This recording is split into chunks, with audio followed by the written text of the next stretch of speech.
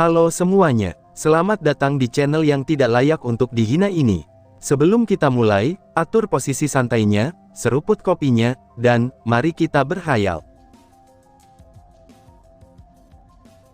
Di alam elemen, di ruangan khusus, di mana di sana ada penguasa alam elemen berada. Di sana ada seorang pria, yang dengan tenang duduk sambil melihat dua anaknya yang baru saja kembali. Tentu saja dua anaknya yang dimaksud adalah Lin Xin dan juga Lin Guang, yang baru kemarin kembali ke alam elemen.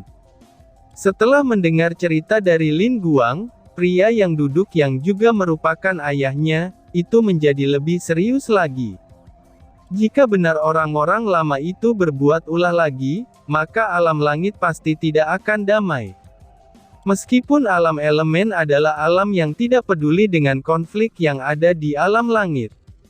Tapi dia yakin, kalau alam elemen tidak akan bisa lagi berdiam diri lagi, karena masalah ini pasti pada akhirnya akan sampai melibatkan alam elemen. Begitulah ceritanya ayah, ucap Lin Xin yang menceritakan kisah yang dia alami. Sedangkan Lin Guang hanya diam dan mengangguk, dengan setiap cerita dari adiknya itu. Jika tidak, mungkin setelah adiknya bercerita kepada neneknya, maka dia akan dihajar oleh neneknya itu. Dan pasti ayahnya tidak akan dapat membela dirinya dengan baik. Baiklah, Xin pergilah temui ibu dan nenekmu, mereka pasti merindukanmu, ucap ayah mereka. Ayah mereka bernama Lin Fang, dan bisa dibilang dia adalah adik dari Lin Dong. Sekarang dia yang menggantikan Lin Dong sebagai penguasa alam elemen, itu sejak dia bereinkarnasi ke dunia dewa. Lin Xin mengangguk, lalu dia keluar dari ruangan kerja ayahnya itu. Dan hanya menyisakan Lin Guang dan Lin Fang di sana. Apakah benar yang diceritakan adikmu itu? Tanya Lin Fang. Benar ayah, dan ada satu hal lagi yang membuatku sedikit aneh, balas Lin Guang dengan serius sambil menatap ayahnya. Oh, apa itu? Katakanlah, ucap Lin Fang. Lin Guang mulai menceritakan soal Lin Tian kepada ayahnya, dan dia juga mengatakan beberapa tentang Lin Tian yang bisa menggunakan beberapa elemen dengan baik. Meskipun tubuhnya tidak ada aura dari tubuh elemen seperti mereka, tapi dia merasa ada sedikit keakraban dari tubuh Lin Tian. Mendengar cerita dari Lin Guang, wajah Lin Fang menjadi tidak menentu. Jika itu benar, mungkin saja Lin Tian memiliki guru atau dia adalah orang dari keluarganya. Tapi tentu saja dia tidak mengatakan hal ini secara terus terang kepada anaknya, karena dia pun belum mengetahuinya secara pasti. Itu disebabkan, Lin Tian hanya menggunakan beberapa elemen dasar saja. Kalau begitu, Kaisar Kehancuran ini pasti memiliki hubungan dengan alam es, ucap Lin Fang dengan serius. Iya, aku melihat sendiri kalau dia bisa berubah ke wujud elemen es. Apalagi elemen es-nya sangat murni, ucap Lin Guang dengan serius. Lin Fang pun mengangguk, lalu Lin Fang menyuruh Lin Guang untuk keluar dari ruangannya sendiri. Dan setelah dia pergi, sesosok wanita yang terbilang cantik muncul di belakangnya. Melihat sosok itu, Lin Fang terdiam dan memberi hormat kepada wanita yang muncul itu sambil berkata dengan wajah tenang. Salam ibu, ucap Lin Fang. Aku telah mendengar pembicaraanmu bersama Lin Guang tadi, ucap wanita itu, yang mana dia adalah ibu dari Lin Fang yang bernama Ming Bier. Ibunya berasal dari keluarga Ming dari alam elemen, dan dia juga merupakan salah satu penguasa terkuat juga. Di alam langit mungkin mereka hanya tahu, kalau cuma ayahnya sajalah yang merupakan dewa penguasa. Tapi sebenarnya, ibu dari penguasa alam elemen juga seorang dewa penguasa. Lalu menurut ibu, apakah pria itu ada hubungannya dengan saudara laki-lakiku? Tanya Lin Fang dengan gugup. Aku tidak tahu, tapi kita hanya bisa melihat itu sendiri sekarang. Aku akan pergi ke alam kehancuran untuk menyamar. Ayahmu sedang berlatih saat ini, jadi kamu harus mengatur alam elemen dengan baik, ucap Ming Bier. Mendengar hal itu, wajah Lin Fang sedikit tidak enak untuk dilihat. Sejak kakaknya pergi, dia jadi sangat sibuk mengurus alam elemen, yang padahal dia juga tidak mengharapkan semua ini. Dulu, dia adalah laki-laki yang bebas dan suka berkeliaran. Tapi sejak dia jadi penguasa, hal itu membuatnya semakin tertekan. Dan terlebih lagi, ayahnya juga tidak bertanggung jawab dan memberikan begitu saja kepadanya beban ini. Kakak, cepatlah kembali. Karena kalau tidak, adik kecilmu ini bisa mati karena kelelahan, ucap Lin Fang di dalam hatinya. Apakah kamu mengerti? Ucap Ming Bier dengan serius. Mengerti Bu, tapi bagaimana apabila ayah menanyakan ibu saat dia keluar? Tanya Lin Fang. Katakan saja aku jalan-jalan sebentar, jawab Ming Bier lalu menghilang dari tempatnya itu. Melihat kepergian ibunya itu, Lin Fang menghela nafas dengan berat. Dia sangat yakin ibunya ini curiga, kalau pemuda itu berhubungan dengan kakaknya. Dan jika itu benar maka pasti ibunya ini tidak akan melepaskan pemuda itu, karena dia tahu ibunya ini sangat merindukan kakak laki-lakinya itu melebihi yang lain. Karena sejak Lin Dong memutuskan bereinkarnasi, seluruh keluarga Lin jadi tidak menyukai alam es. Terlebih lagi Ming Bier, dia merasa karena wanita dari alam es itulah yang telah membuat anaknya pergi meninggalkan dirinya. Ayolah, kenapa ibuku yang sudah tua itu jadi seperti ini, ucap Lin Fang agak tak berdaya. Jika ditanya, dia tentu saja tidak terlalu bermasalah dengan sikap kakaknya itu. Karena menurutnya, laki-laki yang setia memang harus begitu. Tapi mungkin pikirannya berbeda dengan orang lain. Setidaknya aku bisa tenang, karena ibu sedang ke sana. Aku harap pemuda itu baik-baik saja setelah ibu ke sana, ucap Lin Fang dengan tenang dan senang. Ush! Di langit, Ming Bier dengan cepat terbang ke arah portal alam kehancuran. Dia melintas dengan cepat, dan tidak ada yang menghentikan dirinya pada saat itu. Mereka sudah tahu siapa yang lewat itu, jadi tentu saja mereka tidak akan menghalanginya untuk masuk melewati portal. Tapi saat Ming Bier datang ke alam kehancuran, dia mendapatkan sesuatu yang aneh. Di sana banyak penjaga kuat di alam dewa ilahi yang menjaga portal penghubung alam, dan saat dia masuk dia merasa kalau dirinya seperti sedang diperiksa. Karena itulah, dia mencoba untuk melindungi dirinya dari pemeriksaan itu dengan membuat ilusi. Setelah dia keluar dari portal itu, dia diminta untuk membayar uang untuk masuk ke alam kehancuran.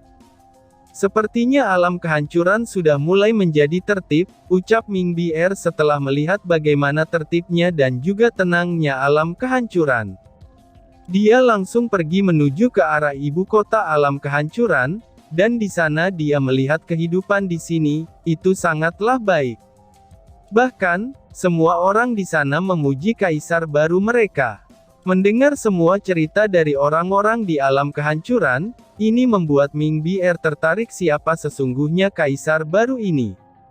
Dia kemudian berpura-pura menjadi nenek tua dan berjalan menuju restoran langit. Di sana, dia melihat banyak penjaga yang berdiri menjaga pintu restoran. Dengan senyumnya, dia berjalan dengan lambat ke arah restoran itu. Di dunia dewa, ruang pelatihan Ying Huan Huan. Hah? Ying Huan Huan dikagetkan dengan suara Phoenix S yang tiba-tiba muncul di kepalanya. Mendengar suara itu, Ying Huan Huan menjadi gemetar. Hal yang paling membuat dia menjadi gemetar adalah, apa yang telah dia tinggalkan dulu di tubuh Phoenix S, itu telah digunakan oleh seseorang. Dia masih hidup, anakku masih hidup, hahaha. Ying Huan Huan tertawa bahagia setelah mendapatkan kabar kalau anaknya masih hidup. Anaknya dapat memanggil pelindung alam es yang dia tinggalkan hanya satu, yaitu Ying Huan Huan. Karena kalau tidak, hanya anaknya lah yang dapat memanggil dan dapat menggunakan Phoenix S. Ush, Huan Huan, kenapa kamu tertawa begitu? Tanya Lin Dong yang muncul di tempat Ying Huan Huan. Sejak istrinya kehilangan anak mereka, dia jadi pendiam dan jarang berbicara kepada orang lain. Bahkan, dia lebih sering berlatih sejak saat itu. An-Er masih hidup, dan dia sekarang berada di alam es, jawab Ying Huan sambil memeluk Lindong dengan bahagia. Apakah itu benar? Tanya Lindong dengan wajah bergetar. Tentu saja benar, energi yang ada di Phoenix S yang dulu aku tinggalkan telah digunakan. Dan barusan saja, Phoenix S memberiku pesan dengan telepati jarak jauh, jawab Ying Huan dengan bahagia. Mendengar itu, Lindong terlihat sangat senang. Dia senang kalau Lin Tian masih hidup, dan dia meneteskan air mata bahagia saat mendengar Lin Tian masih hidup. Anakku masih hidup, dia sekarang di alam langit. Pasti akan sangat berbahaya, ucap Lindong dengan wajah sedih. Iya, aku merasa mungkin anak kita sedang melawan musuh yang lebih kuat dari dirinya, makanya Phoenix S membantu anak kita, ucap Ying Huan yang juga serius. Tapi bukankah ada ayah dan kakakmu di sana untuk menjaga mereka? Ucap Lindong yang mencoba berpikir positif. Ayah dan kakak, tentu saja. Tapi aku yakin, sekarang ibumu yang keras kepala itu akan membuat masalah. Karena aku telah membawa anaknya bereinkarnasi bersamaku. Ucap Ying Huan kesal. Dia tentu saja tahu sikap ibu mertuanya yang agak liar itu. Karena sejak dia menikah dengan Lin Tian, memang benar kalau ibu mertuanya baik terhadap dirinya. Tapi di balik itu, mungkin sejak dia dan Lindong bereinkarnasi, mertuanya itu pasti membenci alam es.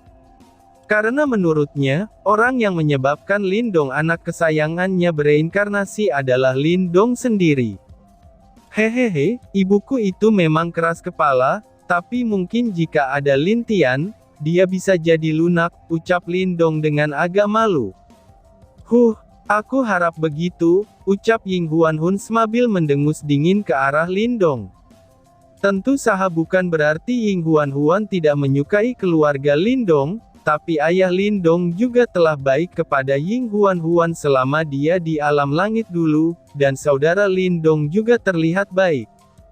Hanya ibu Lindong yang bisa dibilang agak berbeda dari mereka, karena sikapnya yang liar dan tidak menentulah, yang membuat Ying Huan yakin kalau alam es dan elemen sekarang telah terpisah. Sayang, kenapa kamu marah padaku? Kamu tahu sendiri kan, aku pun tidak bisa mengontrol orang tuaku. Ucap Lindong dengan agak malu. Ying Huan hanya diam, dan dia cukup senang bisa merasakan anaknya masih hidup. Meskipun dia tidak tahu keadaan anaknya, tapi dia yakin kalau Lin Tian sekarang masih baik-baik saja. Oh iya, apakah kita harus memberitahu dua menantu kita itu? Tanya Lindong. Sebaiknya jangan dulu. Jika mereka tahu hal itu, maka itu akan membuat mereka menjadi agak lambat, karena mereka terlalu khawatir dengan Lin Tian, ucap Ying Huan. Sebenarnya bukan dia tidak mau menceritakannya kepada menantu mereka, tapi jika Mu Suanyin dan Ling Suer tahu maka mereka pasti akan lebih mencemaskan Lin Tian. Baiklah, sayang, ucap Lindong sambil memeluk Ying Huan dari belakang. Ada apa denganmu? Ucap Ying Huan dengan agak kesal, tapi dia tidak menolak dipeluk oleh Lindong. Apakah mungkin anak kita memiliki istri lain di alam langit?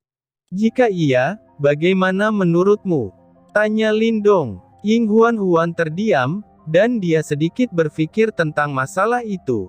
Karena jika itu benar, maka dua menantunya pasti akan sedih.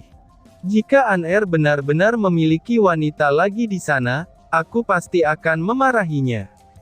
Tapi jika selama dua menantuku yang baik mau menerima wanita itu, aku sendiri tidak mempermasalahkannya.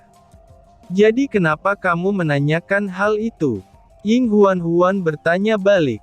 Tidak kok, aku hanya sedikit berpikir saja, jangan terlalu banyak pikiran. Bagaimana jika kita, ucap Lindong, lalu Lindong mulai berbicara lembut di telinga Ying Huan. Ying Huan yang tahu maksud Lindong menghela nafas, dan dia sebagai istri Lindong belum melakukan tugas seorang istri sejak Lin Tian hilang. Jadi mungkin ini adalah saatnya dia memberikan layanan kepada suaminya. Baiklah, aku juga sudah lama tidak merasakan itu bersamamu, ucap Ying Huan dengan senyum lembut. Keduanya pun pergi ke kamar mereka untuk melaksanakan tugas suami istri. Dengan wajah bahagia, Ying Huan terlihat menerima semua apa yang dikatakan Lindong kepadanya. Di rumah Lin Tian, sekte seni bela diri. Dua wanita terlihat sedang menyapu halaman rumah itu dengan tenang. Mereka berdua terlihat sangat cantik, dan di sana juga ada seorang gadis muda yang terlihat sedang mengayunkan pedangnya di halaman tempat Lin Tian biasa bermain pedang. Mu Xuanyin terlihat kaget dengan sesuatu. Dia menjatuhkan sapunya, lalu mengeluarkan pedang esnya dari tempat cincin penyimpanannya. Secara perlahan-lahan, pedang es Phoenix yang dulu ditinggalkan Lin Tian, itu tiba-tiba saja bersinar seputih salju. Melihat hal itu, tubuh Mu Xuanyin mulai bergetar. Dia meneteskan air matanya di sana, dan tentu saja Ling Xuer yang melihat hal itu takut sesuatu terjadi dengan Mu Xuanyin. Segera, dia pun langsung mendekatinya. "Ada apakah? Kenapa kamu menangis?" tanya Ling Xuer. "Ibumu," jawab Lin Ruer yang melihat Mu Xuanyin sedih berlari ke arahnya.